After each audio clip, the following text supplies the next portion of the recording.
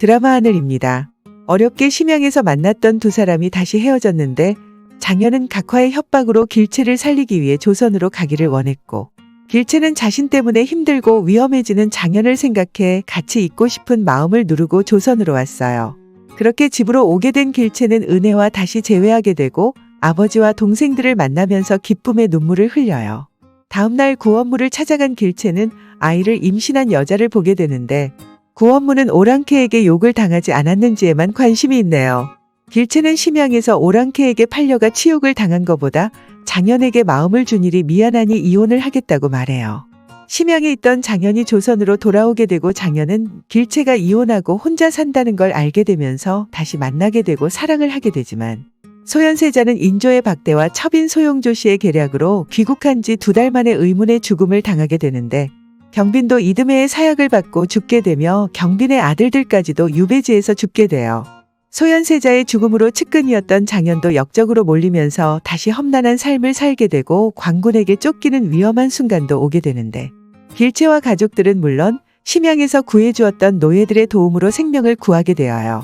인조가 죽고 효종으로 즉위한 복림대군은 청나라에서의 8년간의 치욕적인 볼모 생활을 설욕하기 위해 북벌 계획을 수립하고 군제를 개편하면서 장현을 조정으로 부르지만, 장현은 고사하고 능굴리로 내려가 길채와 결혼하면서 행복하게 살게 될 거예요.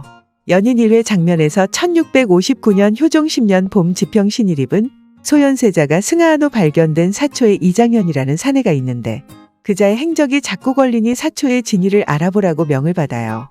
이장현에 대해 알아보기 위해 해민서로 오는데, 그자는 소현세자의 충복이라고 우기고 까마득한 웃전에서 잘 돌봐달라고 부탁을 했다고 해요. 광증 환자들이 모여있는 곳에 백발의 사람이 웅크리고 있었고, 신일입은 백발에게 이장현에 대해 묻는데 반응을 하네요. 연인의 첫 장면의 뒷모습만 보여주는 백발의 정체가 궁금해졌는데, 중요 인물이고 어떤 큰 일에 연유되어 갇혀있다고 생각되었는데, 드라마가 진행되면서 백발은 양음이라고 믿고 있었고 지금도 가능성이 높다고 생각되어요. 그런데 작가는 이렇게 쉽게 시청자들이 누구인지 알 수 있는 드라마를 쓰지는 않는데 떡밥은 아닌지 하고 의문이 들어 혹시 다른 사람이라면 하고 생각해 보았어요. 우선 해민서 지하는 지체 높은 집안의 혈족들을 참아버리지 못하고 시시하며 맡기는 곳이에요. 백발이 해민서에 오게 된 이유도 무리 중 하나가 하늘의 벌을 받아 점차 광증이 생겨 다시는 해를 볼 수 없게 하라고 했고, 까마득한 웃전에서 그자를 잘 데리고 있으라고 각별히 당부를 했으며 때가 되면 데리러 오겠다고 했어요. 또 백발은 자신을 소현세자의 충복이라고 우기고도 있었고, 자네를 데리러 온다는 자가 이장현인가 해서 반응을 했는데, 백발을 부를 때도 그 여인이라고 하지 않고 그자라고 부른 걸 보면 백발은 남자인데 노인은 아니며 정신적인 충격으로 그냥 머리가 허옇게 새어버린 거예요.